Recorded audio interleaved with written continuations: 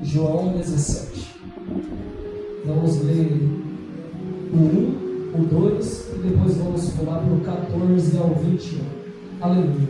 Glória seja a Deus por essa oportunidade. Vou cuidar aqui 1h10, 1h05, meu amigo. É glória. Olha que paz. Que paz. Eu não vou descansar não, tá bom? Que paz. Eu vou ser breve, irmãos. Vou passar o que o Espírito Santo tem colocado em meu coração. No livro de João, capítulo 17. Mais uma vez, glória a Deus, por estudo dele, por ele e para ele. Ai de nós, se não fosse a graça dele sobre a nossa vida. Agradecer ao meu pai e vice-presidente e futuro pastor do Ministério Correndo para Deus, que Deus o abençoe por ter nos confiado a oportunidade. E vamos à palavra, João 17, verso de número 1, diz assim: Tendo Jesus falado estas coisas, levantou os olhos ao céu e disse: Pai, é chegada a hora, glorifica a teu Filho, para que o Filho te glorifique a ti. Assim como lhe conferiste a autoridade sobre toda a carne, a fim de que ele conceda a vida eterna a todos os que lhe deste. Verso de número 14 ao 21. Eu lhes tenho dado a tua palavra, e o mundo os odiou, porque eles não são do mundo, como também eu não sou.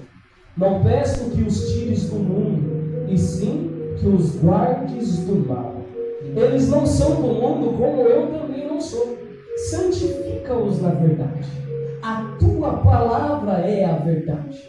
Assim como tu me enviaste ao mundo, também eu os enviei ao mundo. E a favor deles eu me santifico a mim mesmo, para que eles também sejam santificados na verdade. Não rogo somente por estes, mas também por aqueles que vierem a crer em mim, por intermédio da sua palavra, a fim de que todos sejam um, como tu, ó Pai, o és em mim, e eu em ti, que também eles sejam um em nós, para que o mundo creia que tu me enviaste. Amém? Pode se aceitar, Deus abençoe em nome de Jesus.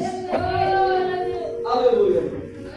Irmãos, estamos diante de uma palavra a qual Jesus dá aos seus discípulos e está no mesmo local desde o capítulo de número 13 do livro de João. Do capítulo 13, preste atenção, do capítulo 13 até o capítulo 17, Jesus está tendo os seus últimos momentos com os discípulos. Está reunido próximo à festa da Páscoa e horas antes de sua crucificação.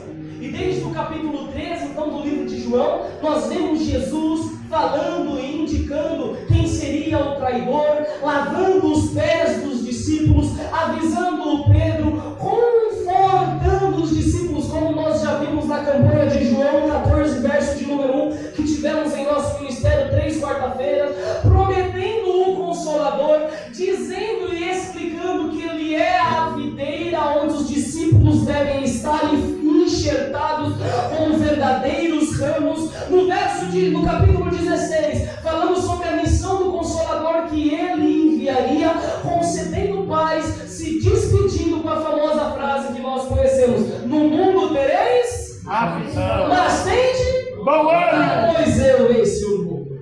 É nesta sessão de mensagem que Jesus Cristo está dando as suas últimas instruções. E chega no capítulo 17, Jesus presta a retirar-se para orar somente com Pedro, Tiago e João, os 3 dormiocos do Getsemane, mas essa dormioco por pouco tempo. Daqui a pouco já está subindo a hora para a oração, lá em Atos capítulo 3. Aleluia. Aquele que é envolvido, aquele que é realmente envolvido, irmão, não fica dormindo na fé por muito tempo, não. Quando chegamos no capítulo 17 do livro de João, nós vemos Jesus, o Verbo vivo encarnado, aleluia, orando pelos seus discípulos. Do verso 1 ao verso 5, a oração de Jesus nós podemos dividir em 3 etapas, para a gente facilitar o nosso entendimento. Do verso 1 ao verso 5, Jesus ora ao Pai para que o Filho seja glorificado Nossa, mas não parece um tanto quanto, né? Meio assim, ignorante da parte de Jesus, é muito ele, glorifica-me. Vai nessa.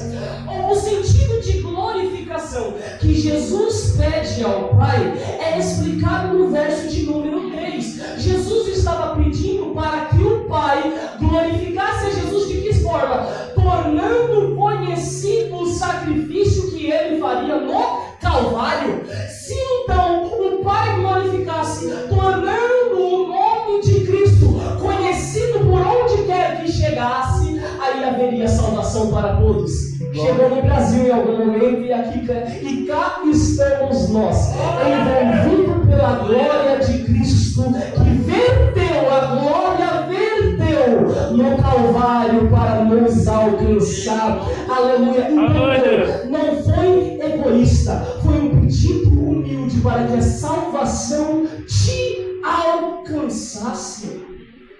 Me alcançasse? Te alcançasse. Obrigado, Pai. Deus abençoe. Quando nós olhamos para a Bíblia, vemos no primeiro capítulo ainda do livro de João, dizendo que Jesus veio para os seus, mas os seus não receberam. Nossa, mas quanta ignorância, não recebeu o próprio mestre. Pois bem, irmãos, e se eles tivessem recebido lá e segurado só para eles, não tinha chegado aqui? Aleluia. Só que a Bíblia nos deixa claro, lá no livro de Romanos, que a glória de Israel permanecerá e o sangue de Jesus os cobrirá, inclusive em meio à ignorância, mesmo eles não aceitando, e os outros que eram de longe aceitando o sacrifício de Jesus, ainda tem chance para o filho pródigo. Aleluia. Meu Deus. Falamos do povo de Jerusalém, falamos dos judeus que ainda estão esperando o mestre. Mas quantas vezes nós, conhecendo a palavra de Deus, tendo ciência de Jesus, um dia tocados pelo Pai, não agimos de maneira igual? Achando que para as coisas serem resolvidas no mundo ou na nossa vida, Jesus precisaria morrer de novo. Precisaria de um novo Salvador. E a gente nós fazemos com que o sangue vertido na cruz do Calvário nas nossas vidas seja algo xoxo.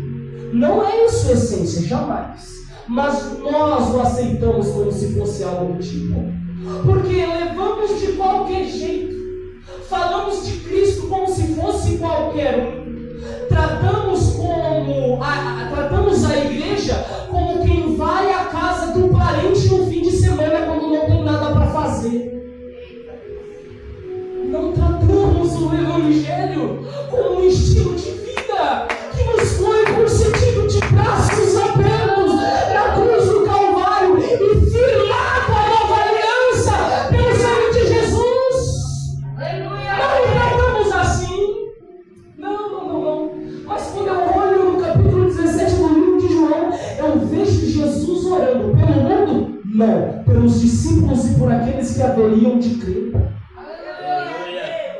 Mas você não acabou de falar que a salvação é para todos? Sim, a gente vai chegar lá na parte da Bíblia onde a salvação é para todos os que aceitam, porque a Bíblia diz: veio para os seus, mas os seus não receberam. Mas a todos os que lhe aceitaram, deu-lhes o direito, não tinha, o Senhor que te deu o direito de você ser chamado filho de Deus. Você é filho e nasce pelo Espírito de adoção, concedido pelo Pai. Nós podemos clamar: Abba, Pai, aleluia, Pai, papaizinho. Não conhece intimidade, aleluia. Santo Deus. Então no verso 1 ao verso 5, Jesus pede para que a sua obra seja glorificada, se torne conhecida. Do verso de número 6 até o verso de número 19, Jesus ora pelos seus discípulos. Eu apresentei a sua palavra, eles guardaram a sua palavra, santifica-os na verdade, a tua palavra é a verdade. Não peço que tire do mundo. Tem gente assim, né? Não quer. Só falta caçar um lugar desabitado e se enfiar lá dentro para não ver a cara de ninguém. É assim. Esquece político. Ir para bem longe das pessoas, as pessoas acham. Veja bem, Jesus ora: não peço que os tire livres do mal. Aleluia. Aí vem o Pedro. Pedro, veio você. E leu o Salmo 41, falando que aquele é bem-aventurado o que ajuda o pobre, ajuda o necessitado, e no leito de enfermidade seria amparado. Ué? Tremendo. Mas Jesus nos livra do mal. Aleluia. Mas Jesus nos livra de todas as coisas. Mas Jesus, tendo o poder de te livrar de todas as coisas, não significa que Ele te isentará da moenda do oleiro. Vai ter que passar pela roda de qualquer jeito. Falando num negocinho, irmão, já bem interessante que o Espírito Santo me incentiva em meu coração. Esses dias estava saindo do culto, aonde nós fomos louvar ali no Betel, e o camarada chega para mim no fim do culto e fala: varão, o que você acha de Jeremias 18? Porque tem muita gente que pede para o pai moer, e a minha cara já te ferra. Ué, irmão, vai ver. O que você acha das pessoas que se comparam à situação de Israel? Porque o pai falou, né? Assim como o barro é na montoneira, assim são vocês na minha mão, ó filhos de Israel. E ele estava me perguntando se eu não acho errado nós nos compararmos ao ponto de pedirmos para o Senhor nos quebrar da mesma forma. A minha esposa é prova, irmãos. Eu choro muito. Eu estou lendo Bíblia, eu choro, eu estou fazendo estudo lá em casa, vou passar por jovem, eu choro. Eu estou orando, eu choro. Aí eu vou louvar. Eu gosto de louvar, eu gosto de cantar para Deus.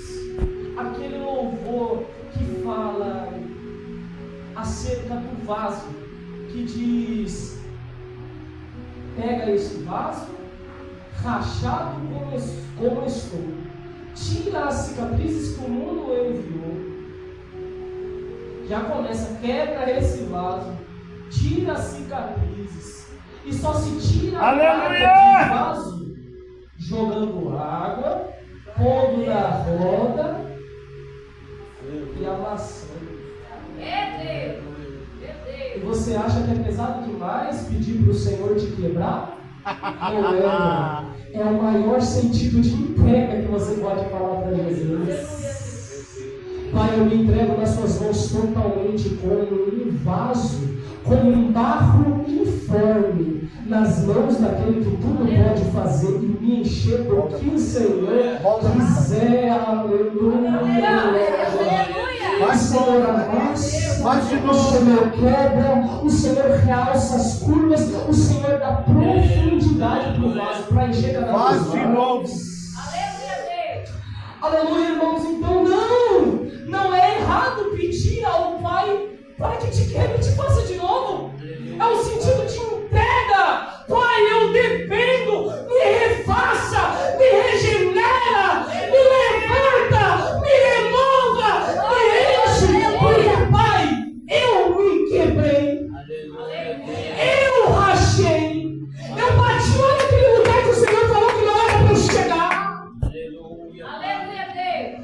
A ponta que o Senhor decorou, eu desfiz. Por isso, Pai, quem me faz de novo? Aleluia. Mas eu estou cheio. Aleluia. Pede para Ele te quebrar e te encher de novo. Aleluia. Porque você depende do toque da palma da mão do oleiro. Aleluia. E Jesus estava ensinando isso aos seus discípulos, moldando o caráter, ensinando eles e dizendo: assim como tu me enviaste, Pai, ao mundo, também eu os enviei ao mundo. Mateus capítulo 10, onde o Senhor leu, o Senhor nos enviou. Vocês entendem a profundidade disso? Nós somos comissionados, Gustavo, para uma grande missão, não para ficarmos parados, quietos. Não, o Senhor nos chamou para serem conformados, não nos conformemos com este mundo, para sermos obreiros e de pregarem, e de anunciarem, e de discipularem. Estica, Senhor. O Senhor nos deu, irmãos. O Senhor te confiou. Ele concedeu na palma das suas mãos. Sim, e a Bíblia que hoje você tem abundância na sua casa. Só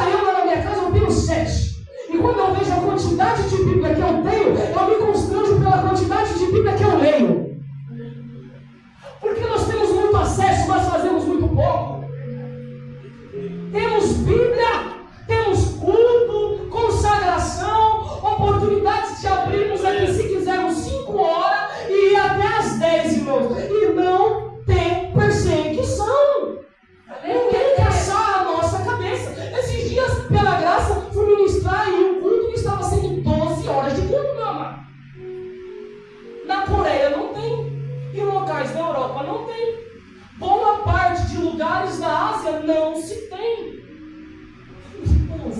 E nós podemos, irmãos, pregar, irmãos, na rua, evangelizar as pessoas, sem alguém ir lá buscar a gente pelo pescoço e fazer maldade, irmãos. Mas nós não fazemos.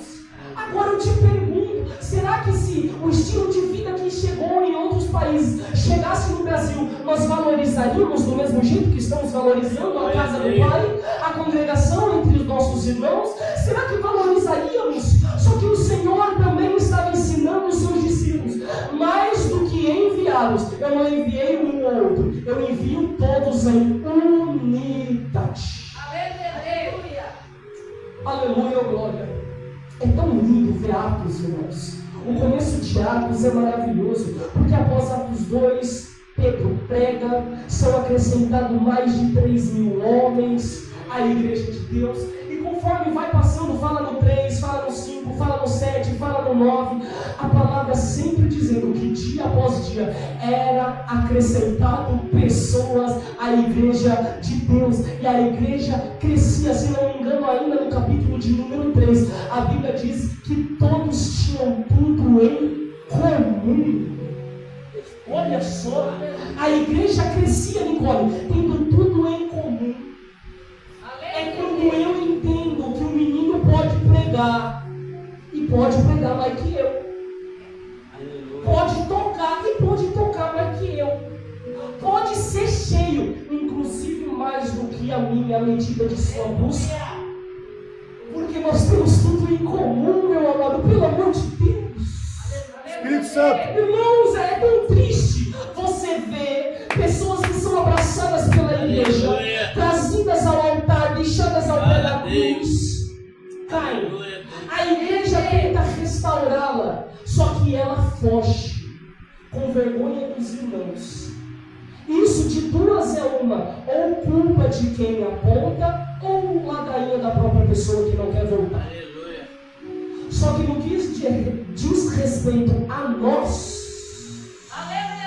igreja é para abraçar, é para edificar, é para ter tudo em comum. E só tendo em comum, temos comunhão. No verso 21, onde nós vamos chegar, mas eu já vou pegar esse trecho, diz a fim de que todos sejam um. E como tu és tu, ó Pai, em mim e eu em ti, também sejam eles em nós. Olha só tem comunhão com Deus quem tem comunhão com o próximo. É impossível. No livro de 1 João, a qual muitos falam que é o apóstolo do amor, vai lá, o apóstolo do amor falou de inferno depois do amor. Aí você vê ele falando que aquele que não permanece no amor do Pai, é impossível permanecer em amor com a igreja. Aquele que não ama o seu irmão desconhece o Pai, pois é impossível amar, dizer que ama a Deus a quem não o vê, sendo que aquele que enxerga não demonstra o amor do Pai que o alcançou. Aleluia! É impossível. Precisamos ter comunhão, só que antes do nosso amor tocar no trono da graça, precisa pegar o coração do nosso próximo. Glória a Deus! Aleluia! Então Jesus pede para que o Pai o glorifique. Jesus pede para que o Senhor santifique os seus discípulos, preserve eles nas palavras ensinadas e os guarde de todo o mal. Renan, e aonde que eu entro aqui? Verso 20. Jesus estende a oração. Glória a Deus. Para nós, o clamor que o Senhor está dizendo aqui, presbítero Rodrigo, o Senhor cumpre. Em João 17, Ele estende. Se isso aqui não te tocar, eu não sei o que vai te acontecer. Não rogo somente por estes, mas também por aqueles que vierem a crer em mim. Aleluia! Cristo te inseriu no projeto de salvação. Aleluia, glória. A Bíblia nos diz em Isaías, capítulo de número 53, que um dia Ele olhará e o trabalho de suas mãos o satisfará. Sabe o que quer dizer isso? Que Jesus olharia para a igreja e diria: valeu a pena ter morrido. Valeu a pena o sacrifício? E nós? Será que vamos chegar lá naquele dia e vamos dizer: valeu a pena não viver eu, mas Cristo vive em mim? Viver em mim? Será que não poderemos encontrar satisfação em Deus? Só que não é só encontrar no futuro. Quando você chegar no céu, ai, amor, descanso. É agora. Porque se você não for satisfeito em Deus agora, qualquer refrigério que o capeta te apresentar, você está abraçando. Porque você não é uma pessoa satisfeita naquilo que você tem vivido em Deus. Você nunca vai ser satisfeito com o seu casamento. Porque você não é satisfeito em quem te deu, em Cristo. Você não é satisfeito na vida dos seus filhos, no qual Deus os deu. Pois a Bíblia nos diz que os filhos são herança do Senhor. E você jamais será satisfeito nele, porque você não é satisfeito na obra do Senhor. Você nunca será satisfeito com a igreja de Deus, a qual o Senhor instituiu sobre a terra para ministrar e dar continuidade ao Evangelho. Porque você não está satisfeito com a mão do Todo-Poderoso sobre a sua vida. O que eu te digo para resolver? Seja satisfeito no Senhor. Mas está difícil. Pede para quebrar e fazer com Deus. Para ver se a boca do vaso alarga e tem mais espaço para cair o óleo da unção do Espírito Santo. Para que você seja cheio, seja pleno, seja satisfeito com aquilo que o Pai te dá e com aquilo que o Pai te tira, com a porta que Ele abre e com a porta que Ele fecha, com a exaltação ou com o abatimento, com a vida ou com a morte, com a saúde ou com a doença. Seja satisfeito naquilo que tudo faz, tudo pode, tudo tem. Aleluia. Seja satisfeito em Jesus. Este é o dia que Jesus orou por você. Irmãos, e quando olhamos Jesus orando, não tem como eu não me lembrar dos ministérios de Jesus. Lembra quando Jesus nasceu? 3 homens viu uma estrela no céu, começou a seguir, chega até um local e estava lá o rei dos reis, deitado no berço de ouro, não, na manjedoura com ele morto de animal. Quando chega lá, eles vêm trazendo presente.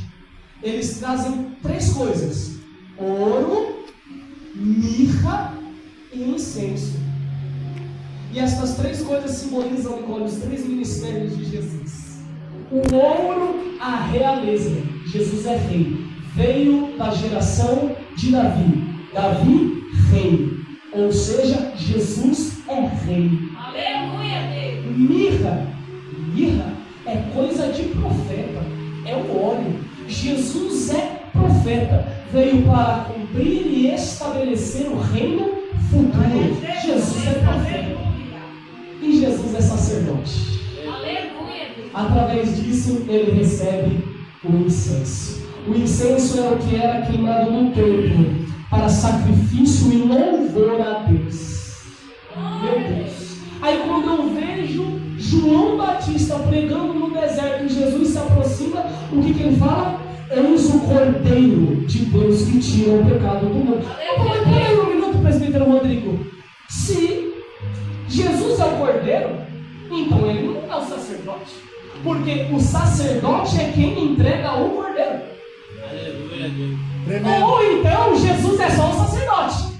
E aí, se ele for só o sacerdote, ele não entrega o cordeiro. Veja só o seguinte: quando nós falamos que Jesus é sacerdote, é porque o sumo sacerdote naquela época era o único que tinha acesso diretamente a Deus para interceder pelos homens. Jesus veio interceder pela minha e pela sua vida. Aleluia! Renan! E aí? E atualmente? Como é que funciona esse negócio? Romanos 8,34: quem nos condenará? É Cristo Jesus que morreu. Olha o pormenor aqui. E antes ressuscitou e está à direita de Deus. E agora vem o sumo sacerdote. E também intercede por nós. Aleluia! Você já parou para pensar que pode haver um clamor nos lábios de Jesus em prol da sua vida? Meu Deus! Meu Deus! Olha, ele é o nosso sumo sacerdote. Como diz Pedro em uma de suas epístolas, ele é o nosso pastor e sumo sacerdote da nossa alma. Não precisa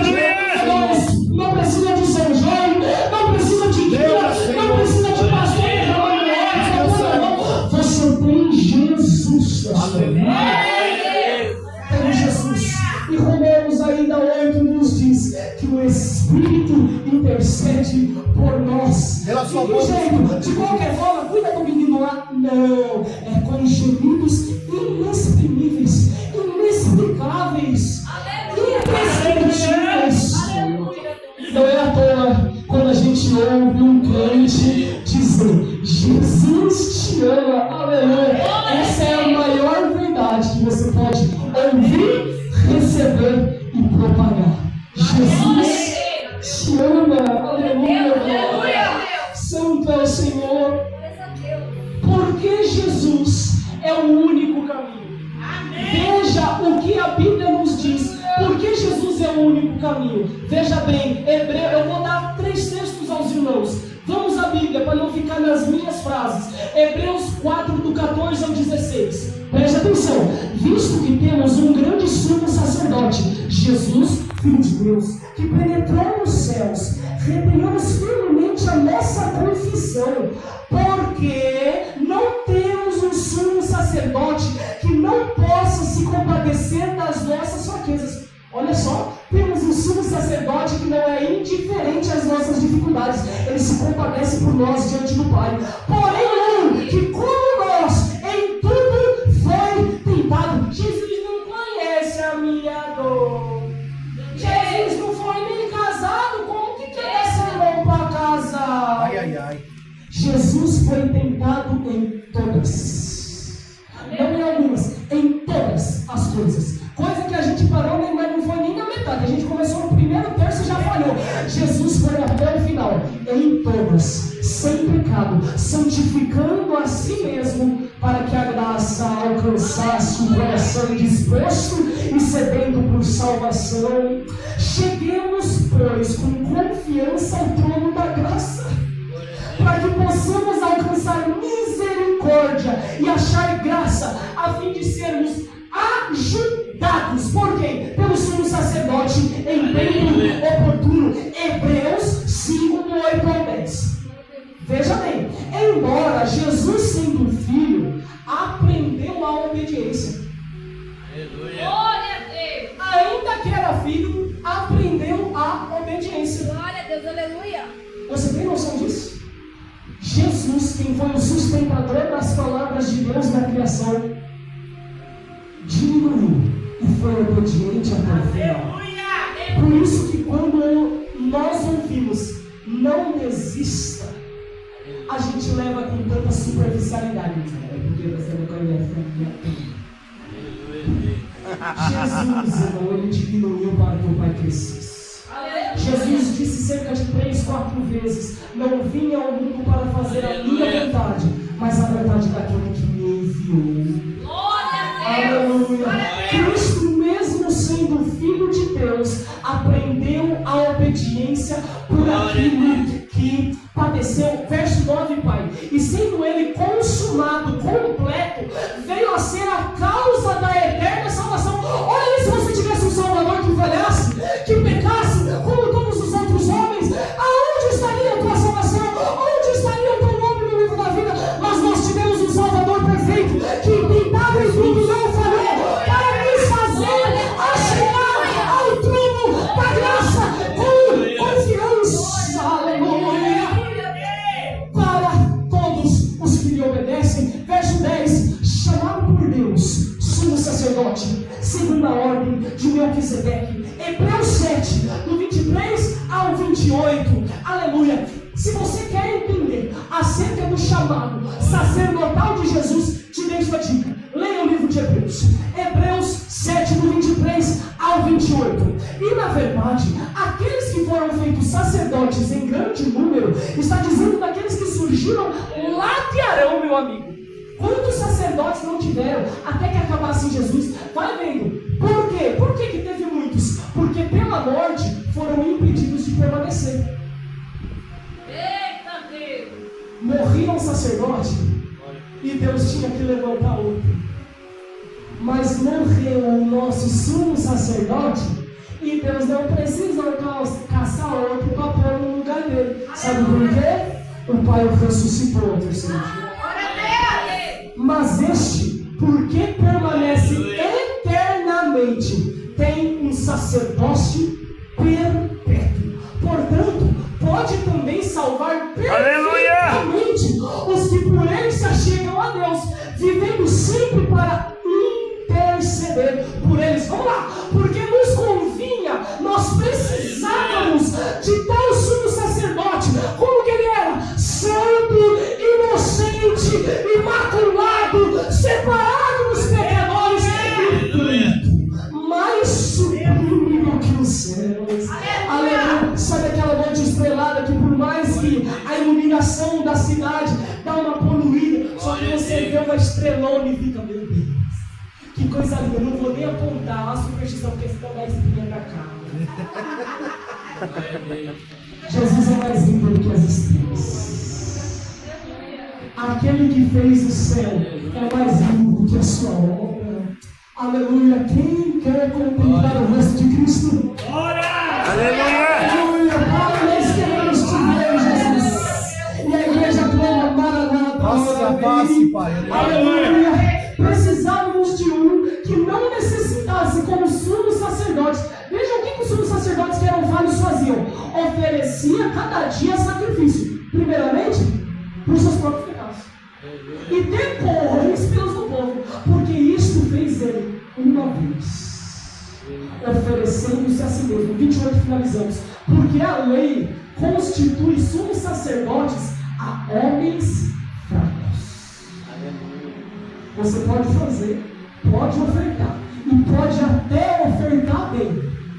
Só que diante da majestade do Pai nós somos homens fracos.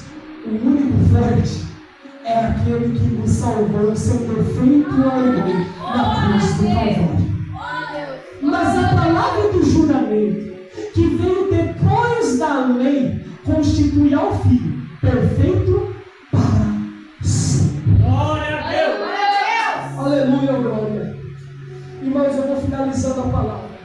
Jesus é o único, pois em Atos, capítulo de número 4, verso de número 2, Pedro, cheio da presença, ora do seguinte jeito: não há salvação em nenhum, 12, Pai, não há salvação em nenhum outro, porque abaixo do céu nenhum outro nome há, dado entre os homens, pelo qual devemos ser salvos. Se você abrir mão de Jesus, quem te salvará? Se ele é o único homem com um nome abaixo do céu que pode nos conceder a salvação. Aleluia! Não abra mão de Cristo, pois Cristo não abriu mão de você ao orar por ti. E João 17, verso de número 20, ele orou ao Pai pela sua vida. Ele expressou o sumo sacerdócio dele. E Renan, ele só estabeleceu, me salvou e foi embora. Pai, por gentileza, coloca Apocalipse 1, verso 6. Estou falando de Bíblia para você, irmão, para que você saia daqui cheio, irmão, daquilo que presta, e não daquilo que eu sei, irmão, porque aquilo que eu sei diante daquilo que a palavra ensina é pouco demais. Apocalipse 1, verso de número 6. Apocalipse 1, verso de número 6. Eu vou lendo, diz assim, ó: ele nos constituiu a reis e sacerdotes. O Pai, sendo sumo sacerdote, nos fez sacerdotes. Se sacerdote é aquele que entrega o sacrifício, qual que é o verdadeiro sacrifício? Romanos 12, verso de número 1: ofereçam o vosso corpo como sacrifício vivo e agradável a Deus. Não é só essa carne aqui, é de corpo, é de alma e de espírito. Esse é o seu sacrifício agradável a Deus. Temos também em 1 Pedro 2,9 temas de muitas festas nas nossas congregações. E veja, 1 Pedro 2,9, talvez você saiba de cor: vós, porém, sois raça eleita, sacerdócio real. Mais uma vez, Jesus te fazendo sacerdote para entregar o perfeito louvor, nação santa, povo de propriedade exclusiva de Deus. Para que Jesus te fez tudo isso? Para proclamar as virtudes daquele que vos chamou das trevas